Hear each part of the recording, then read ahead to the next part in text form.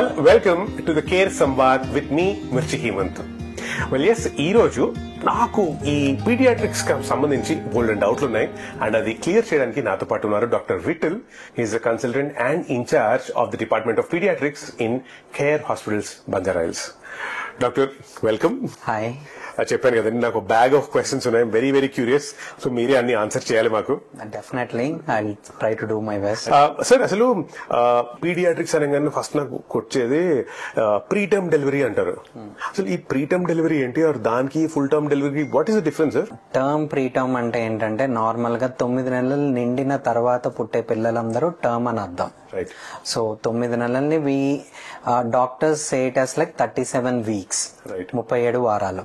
37 వారాల కన్నా తక్కువ పుట్టిన పిల్లల్ని ఏజ్ కి ఈ ప్రీటర్మ్స్ అంటారు. సో ప్రీటర్మ్స్ లో కూడా కేటగరైజ్డ్ ఉంటది. 37 వీక్స్ కన్నా తక్కువ అందరినీ ప్రీటర్మ్స్ అంటారు.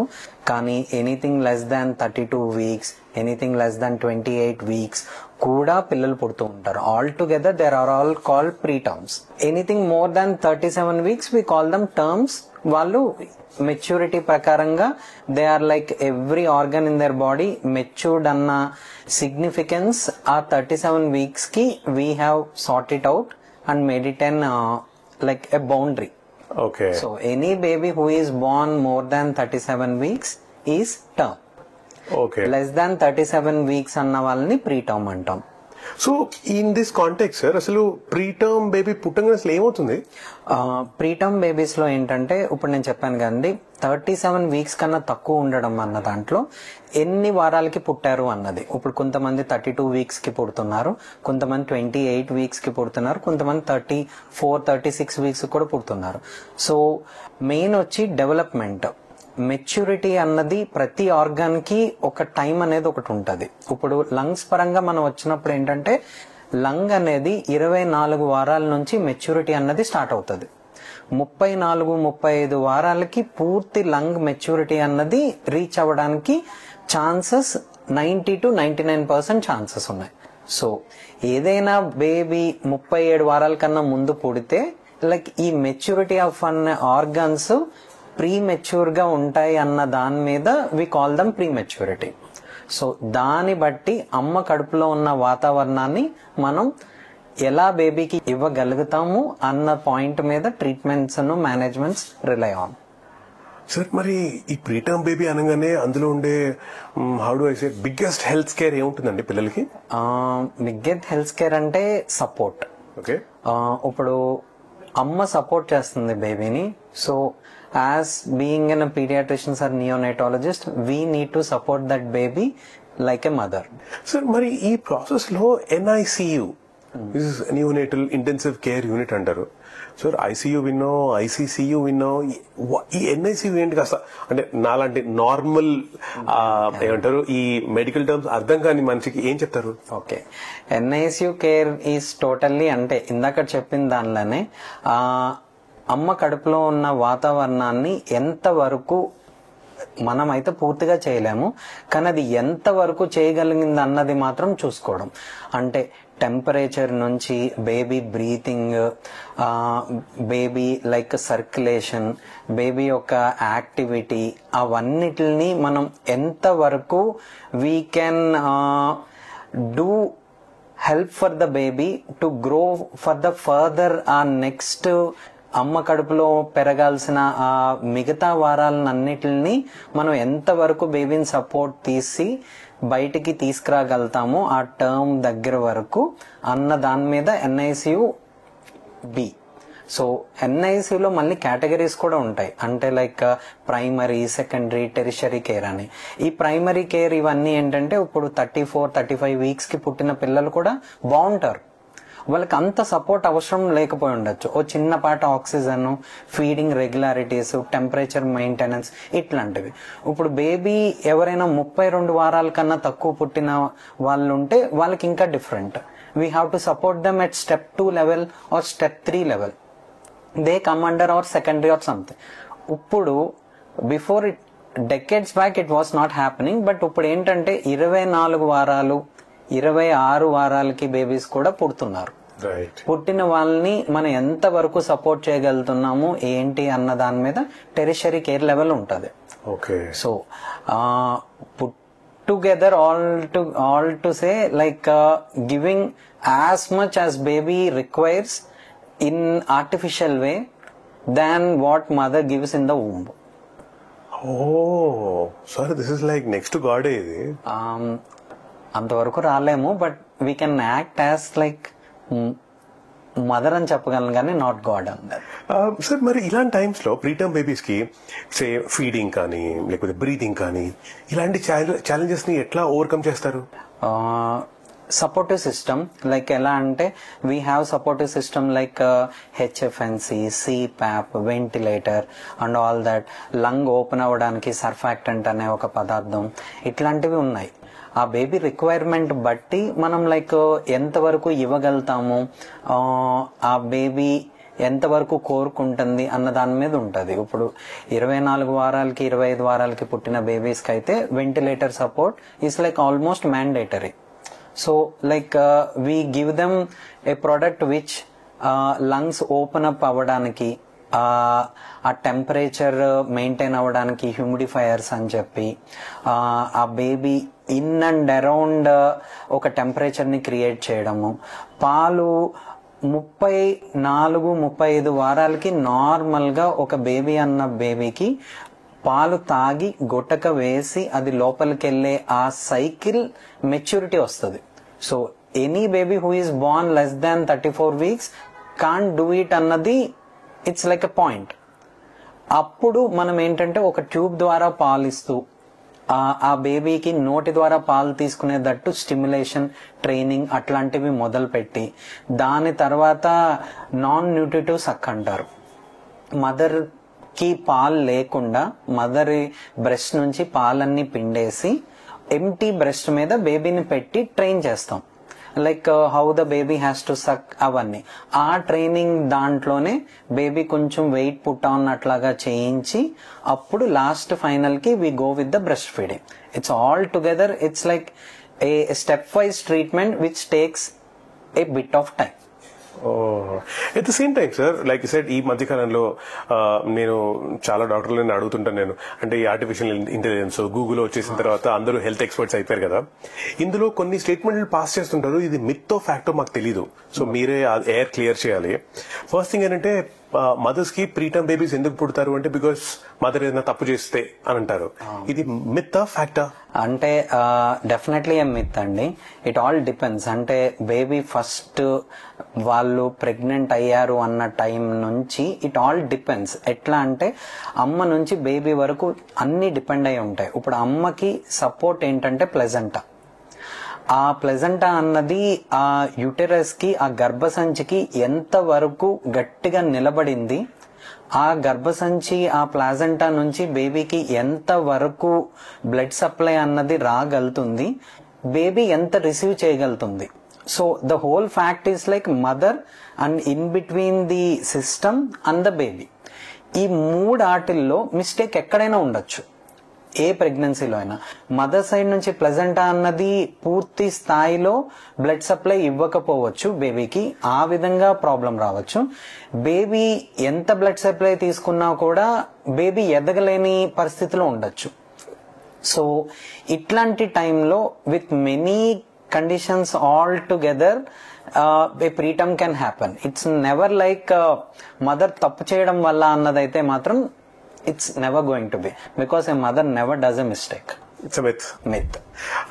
So second myth or a fact that you have to clear is preterm babies lifelong weak, ala fragile gaane untaru, sick ga untaru ani. Okay. Preterm babies lo etla ante normal growth kaakunda exponential growth antaru. Whatever we see in curves in me mathematics కానీ అట్లాగా exponential growth అంటే ఇప్పుడు 3 kg baby 6 kg 4 నెలలకి రావచ్చు. So ఇలా ఈ 1 kg baby 2 kg 3 kg 3వ నెలకి 4వ నెలకి వచ్చినా తప్పేం లేదు. సో ఎక్స్పోనెన్షియల్ గ్రోత్ అన్నది బాగుండాలి కానీ you cannot compare with them with the 3 kgs baby. They may meet up to the growth of that 3 kgs baby in 1 year or 2 years, but not like every baby who is born preterm is going to be like immatured immunity atla ani cheppalem. So many preterms are growing well now without any infections and all that. So it's all like after birth, ante దీన్ని extra uterine growth అంటారు. పుట్టిన తర్వాత బిడ్డ ఎలా పెరుగుతుంది అన్న దాని మీద డిపెండెన్స్ ఎక్కువ. సో ఈ ప్రీటర్మ్ బేబీస్ కి డెవలప్మెంటల్ డిలేస్ ఉంటాయి అన్నది నిజమా? డెవలప్మెంటల్ డిలే అని నేను చెప్పలేను, but they have to be on regular checkups. Up to 1.5 year they have to be on regular checkups, and then according to their age, if they can meet their milestones and all that, it is good. But like with whatever the tertiary care has come into this system and all that, mostly we are preventing that developmental delay related situations at birth time and in NICU care. And also sir, ఒక mother కి ఒక baby preterm అయితే ఆ future pregnancies కూడా అలాగే అవుతాయి అనేది ఒక myth factor? It's again a myth. It never happens. So first time అయ్యింది అన్నదానికి సెకండ్ టైం అయ్యే ఛాన్స్ ఉండొచ్చు కానీ, but it is not like compulsory that the next even happens in the preterm. But you need to know the reason of like first pregnancy, why it has been a preterm delivery. Okay. And then if you can avoid that situation, most probably a term baby can come in. అక్కడే issue అలా ఏం లేదు. Sir, another question, అంటే myth fact కాదు కానీ, what is this febrile seizure? Okay, febrile seizure is all together ఎలా అంటే, fever వచ్చినప్పుడు ఈ చిన్న పిల్లల్లో ఏంటంటే చలి జ్వరం లాగా ఎట్లా వస్తుందో అలాగా వీళ్ళకి ఫిట్స్ అనేది మాత్రం రావడానికి ఛాన్సెస్ ఎక్కువ.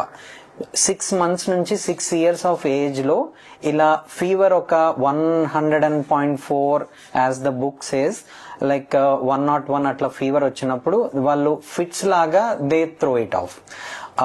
కానీ ఈ ఫిట్స్ అనేవి ఏంటంటే జ్వరం వల్ల వచ్చినవి కానీ, బట్ ఏదో బేబీకి సైకలాజికల్ గా లేకపోతే బ్రెయిన్ మెచ్యూరిటీ అట్లా చేసి ఫిట్స్ వచ్చేవి కావు.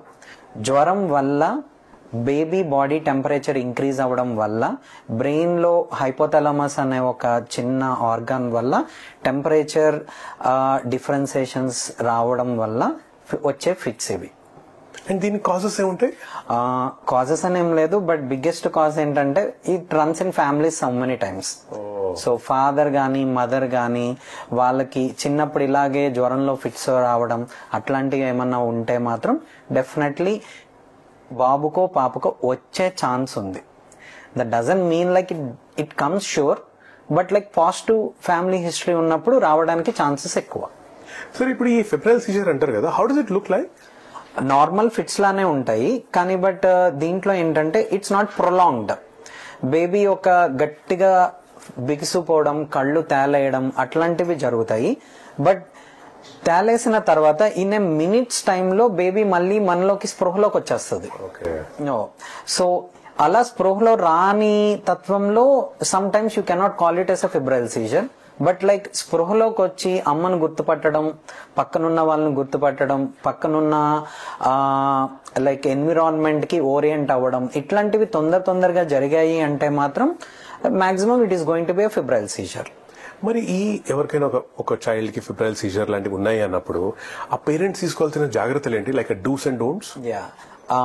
whenever there is like a history of febrile seizure బేబీకి అట్లా ఉన్నప్పుడు, ఎప్పుడైనా జ్వరం వచ్చినప్పుడు నార్మల్ గా జ్వరం తగ్గే పద్ధతులు కొంచెం అన్ని నేర్చుకోవాలి.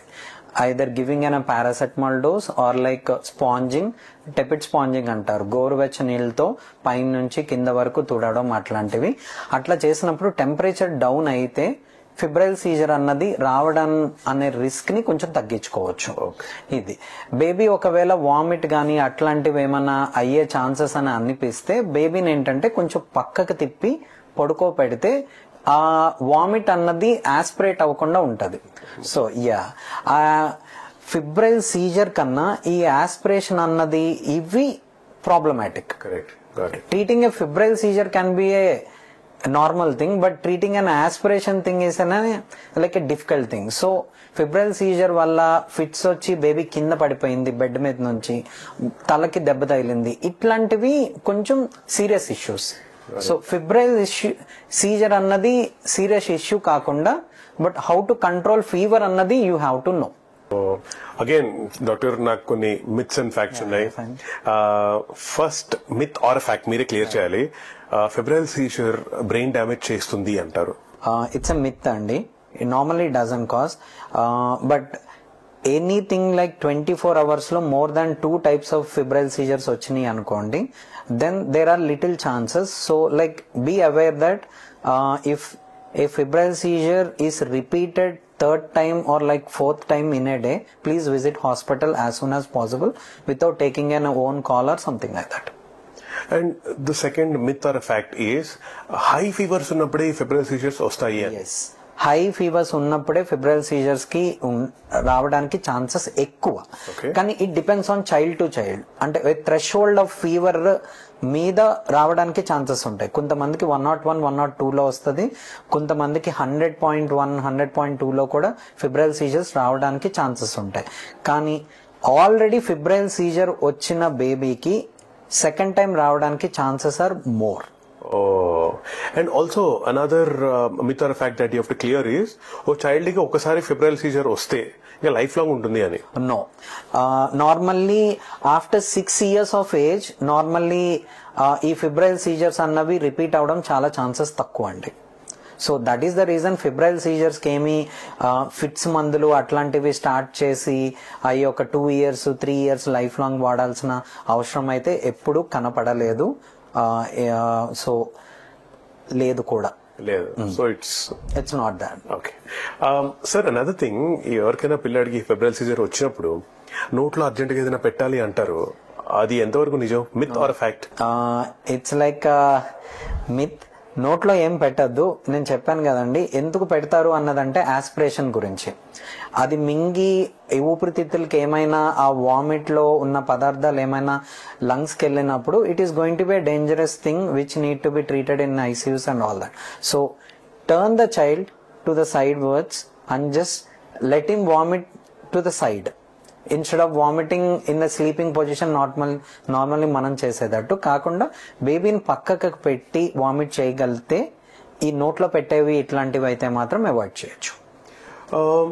యాజ్ కంటిన్యూషన్ సార్, వ్యాక్సిన్స్ అంటారు కదా, ఈ వ్యాక్సిన్ అంటే ఏంటి? How do they work? Vaccines like ఎలా అంటే ఒక చిన్న ఇప్పుడు ఉన్న వైరస్ ని దాన్ని కొంచెం ప్యూరిఫై చేసి ఒక వైరస్ లో ఒక చిన్న పార్టికల్ ని one of it's body part అనుకోండి తీసి దాన్ని ప్యూరిఫై చేసి మన బాడీలోకి ఇంజెక్ట్ చేసినప్పుడు ఆ ఇంజెక్ట్ చేసిన మెటీరియల్ కి మన బాడీ డిటెక్ట్ చేసి it will start producing antibodies which are like a fighting system of our body. So ఆ యాంటీబాడీస్ ఏం చేస్తాయంటే అలా ఫైట్ చేసే కొద్దీ మెమరీ యాంటీబాడీస్ అని ఫామ్ అవుతాయి. ఆ మెమరీ యాంటీబాడీస్ అన్నవి ఏంటంటే life long they are going to stay in our body and try to help us out in decreasing the severity of the disease caused by that virus.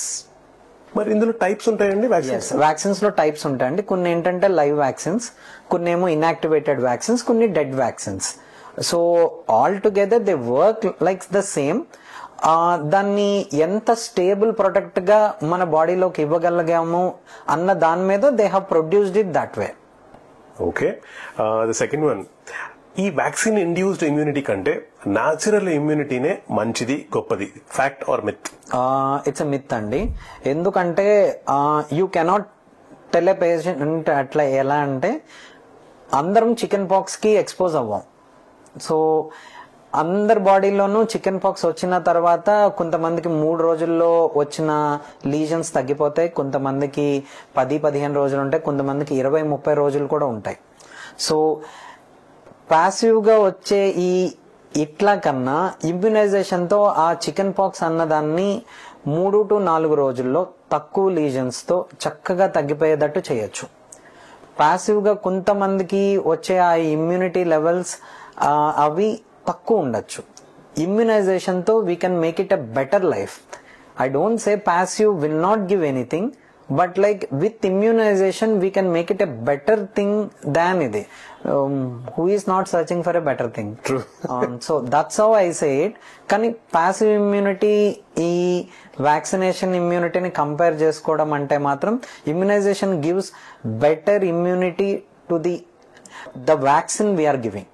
ఎందుకు ఆ vaccine ఇస్తున్నాం, ఏ క్రిమికి ఇస్తున్నాం అన్న దాని మీద పాసివ్ కన్నా ఇమ్యునైజేషన్ ఇచ్చే immunity is far better.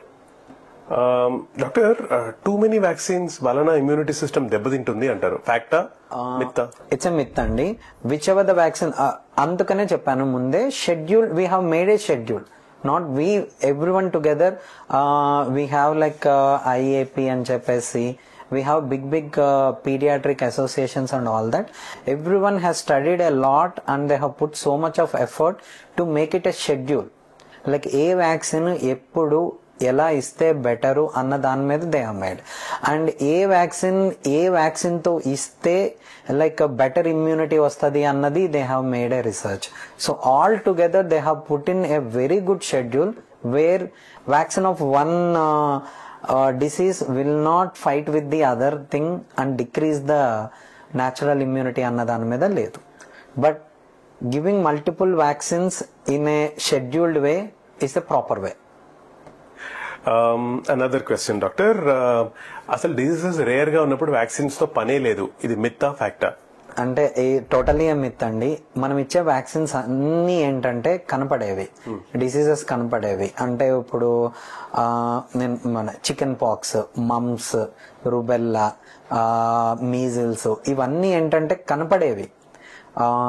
So కనపడే వాటికే ఎక్కువగా చూసే డిసీజెస్ కి మాత్రమే మనం ఇక్కడ వ్యాక్సిన్స్ వాడుతున్నాం పిల్లలకి. We are not using vaccines for the rare diseases or something like that. Rare diseases అవి ఇంకా చెప్పాలి అంటే మ్యాండేటరీ అని ఎప్పుడు చెప్పాం. నార్మల్ గా రెగ్యులర్ గా కనపడే ఆ డిసీజెస్ కి మాత్రం we get it vaccine. That's why government has done a very good job with the vaccination schedule and all that. Before like 12 years or 13 years back we don't have like these many vaccines in the government schedule even. Now we are getting everything for free. Children are getting everything for a free. ఇవన్నీ ఏంటంటే even government has made a study that these are more probable diseases in under 5 age of babies అని చెప్పి they have done a research and they thought like ఇవి prevent చేయగలితే next తరం better గా ఉంటదన్న దాని మీదే they have made these vaccines and all that. Vaccines whatever we are giving now are not rare diseases. Another problem with regards to pediatrics ఈ generation లో is పిల్లలు becoming obese. Yes. Main అసలు పిల్లల్లో obesity main కారణం ఏంటి doctor? Frankly ఇప్పుడు చెప్పాలంటే it comes to the schooling systems even everything. Before when we're studying and all that we use to play a lot. అంటే మనకు ఒక గేమ్స్ పీరియడ్ ఉండేది, ప్రతిరోజు ఒక 2 hours 3 hours గేమ్స్ పీరియడ్ అని ఉండేది. But here comes the biggest word of the decade, competition. So in this competitive world everyone thinks like education is the only thing which we need to concentrate on it. So they are putting so much of pressure on the babies, children and everything.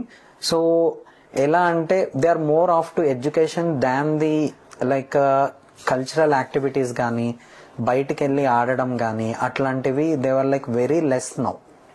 So more of like fast foods, eating like more of carbohydrates and all that, and not doing good at grounds or something like that. I prefer to say this, everyone have their own definition of obesity, but for me is like a child should play as much as he can and he needs to gets exhausted and should sleep. Right. Than getting exhausted reading like up to 10 o'clock and 11 o'clock and then sleep going to bed. So I just more on like physical activity obesity idi. Okay, మరి ఇందులో genetics role కూడా ఉంటుందా? Yes, definitely there is going to be genetic ఇది like genetic related అంటే father mother familial related obesities అట్లాంటివి కూడా చాలా ఉన్నాయి. But environmental factors to the obesity is more now than this genetical. అంటే like plating a child when baby eats more of carbohydrates and this carbonated drinks and ఇట్లా ఎలా ఏమైంది అంటే genetical కన్నా environmental factors like food pollution everything comes into this category of environment is like more profound than the genetics now. ఈ growth and development మీద కూడా ఈ obesity effect చూపిస్తుందా? Definitely there is going to be like ఎలా అంటే growth మీద బేబీకి obesity related అయితే మాత్రం డెఫినెట్లీ ఉంటుంది. As they go for more obesity and all that they will definitely go to metabolic bone disease and all that where that bones అవన్నీ కొంచెం weaken అవడం అట్లాగా total hormonal system will get disturbed. మరి ఇది prevent చేయాలంటే అటు children కానీ ఇటు పేరెంట్స్ కానీ ఏం చేయాలంటారు? పర్లేదు సార్ చెప్పండి. Good food and like good play for that age and all that. Weight control, food control, nothing more than that.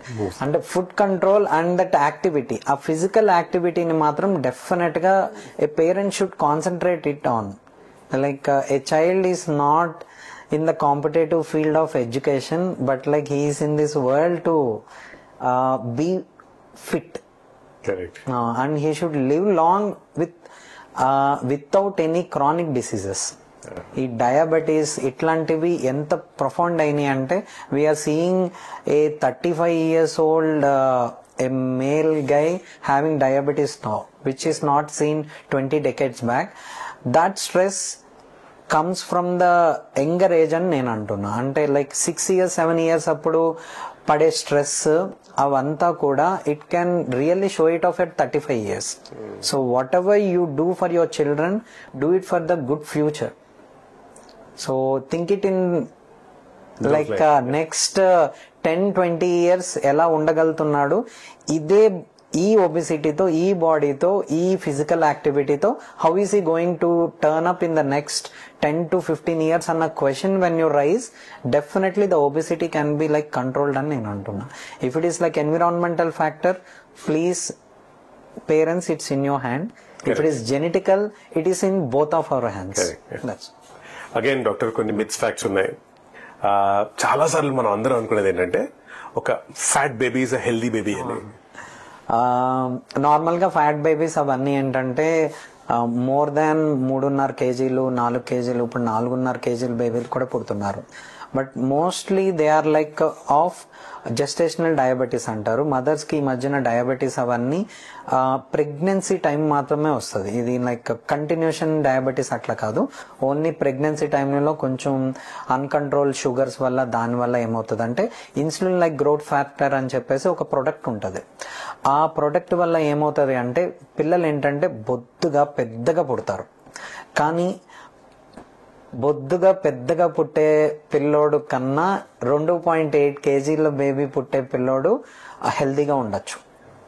ఎందుకు అంటే ఈ ఇన్సులిన్ లైక్ గ్రోత్ ఫ్యాక్టర్ అన్నది ఏంటి అంటే it's not a good product which has to be seen. It should be in a controlled production, not at the higher levels. So ఆ బొద్దుగా పుట్టే పిల్లలకి ఫస్ట్ 6 to 8 గంటలు గ్లూకోజ్ అన్నది సరిగ్గా మెయింటైన్ అవ్వక మళ్ళీ ఐసీయూలో పెట్టి ఆ గ్లూకోజ్ని దాన్ని మనం మెయింటైన్ చేసుకుని అట్లా any 1 day of stay in NICU even is an a painful condition for a mother. So 2.8 నుంచి 3.5 kgs babies are like healthy babies. Right. పిల్లల్ని ఖచ్చితంగా నీ ప్లేట్ లో ఉన్న ఫుడ్ ఫినిష్ చేయి, లేకపోతే బాటిల్లో పాలు ఫినిష్ చేయని ఫోర్స్ చేస్తారు. ఇది మంచిదేగా? ఫ్యాక్టా? దీన్ని ఫ్యాక్ట్ మిత్లా చెప్పలేను, ఎందుకంటే ఇట్ డిపెండ్స్ ఆన్ లైక్ మళ్ళీ కస్టమ్స్ అవన్నీ. So plating is important than like ఆ ప్లేట్ లో ఉన్నది మొత్తం తినేమంటాం కన్నా ఆ ప్లేట్ లో ఎంత అమౌంట్ ఆఫ్ కార్బోహైడ్రేట్స్, ఎంత ప్రోటీన్, ఎంత ఫ్యాట్ అట్లా పెట్టాము, ఆ ప్లేటింగ్ ఇంపార్టెంట్. ఆ ప్లేట్ మొత్తం it's in full meal, net protein ని, నెట్ కార్బోహైడ్రేట్ ని రీచ్ అయ్యేదైతే నిజంగా ఖాళీ చేయడమే మంచిది. అమ్మ చెప్పినట్టు పాలు, 1 glass of milk, 1 egg is really good for health. So myth or fact అన్నది చెప్పలేను కానీ but like completing the plate, completing that glass of milk is good. Doctor, ఇంకొక myth fact question is breastfed babies overweight అవ్వరు. No, it's a myth. Overweight అవ్వకపోవడం అన్న కాదు, but like mother ఇచ్చే immunity is like far different from bottle fed babies. So there are like I cannot list it out for you, but like ఎలా అంటే mother milk నుంచి వచ్చే baby ఏంటంటే it's like far far far better than the bottle fed baby. Oh so final Yes. The myth or fact లోది. ఇప్పుడు పిల్లలు పాకుతున్నప్పుడు over weight ఉన్నా సరే ఒకసారి వాళ్ళు నడవటం స్టార్ట్ చేస్తే స్లిమ్ అయిపోతారు అన్నది ఒక బిలీఫ్. అట్లానేం లేదు. మళ్ళీ ఇక్కడ ఏంటంటే first 1 year of the age ఏంటంటే పిల్లలు కళ్ళ ముందే ఒక్కొక్క కేజీ పెరుగుతారు. కానీ సెకండ్ ఇయర్ ఆఫ్ లైఫ్కి వచ్చేటప్పటికి ఏంటంటే లీనియర్ గ్రోత్ అన్నది స్టార్ట్ అవుతుంది. ఎలా అంటే బాబు కానీ పాప కానీ they start increasing in height. So ఆ హైట్ మీద they look lean but they don't lose weight. So first 1 yearలో 3 kgs పుట్టిన baby on average 9 to 10 kgs reach అయిపోతారు 1 yearకి వచ్చేటప్పటికి. But like second year of whole లైఫ్లో they grow only 2 to 3 kgs because of their metabolism and all that. బరువు తగ్గరు కానీ look wise linear growth పెరగడం వల్ల సన్నగా అనిపిస్తారు. అంత మించి బేబీ వెయిట్ లాస్ అన్నది మాత్రం డెఫినెట్ గా చాలాసార్లు జరగదు అట్లా. కానీ మదర్ కి నున్ను గ్రాండ్ పేరెంట్స్ కి every time when they baby or anyone looks lean that says that like weight తగ్గిపోయాడు అంటారు. కానీ వెయిట్ మాత్రం తొందరగా పిల్లలు అయితే తగ్గరండి ఫస్ట్ 2 సంవత్సరాలు. డాక్టర్ విఠల్, మీరు అసలు ప్రీ టర్మ్ బర్త్ దగ్గర నుంచి ఓవర్ వెయిట్ ఒబిసిటీ వరకు మీరు అన్ని కవర్ చేశారు. మా డౌట్లను క్లియర్ చేశారు. ముందుగా thank you very much doctor. So nice to have you. And next time ఇంకేమన్నా మిత్తులు ఫ్యాక్ట్లు ఏమన్నా ఖచ్చితంగా నేను మీ దగ్గరకు వస్తాను. Definitely. Thank you so much. Thank you so much doctor.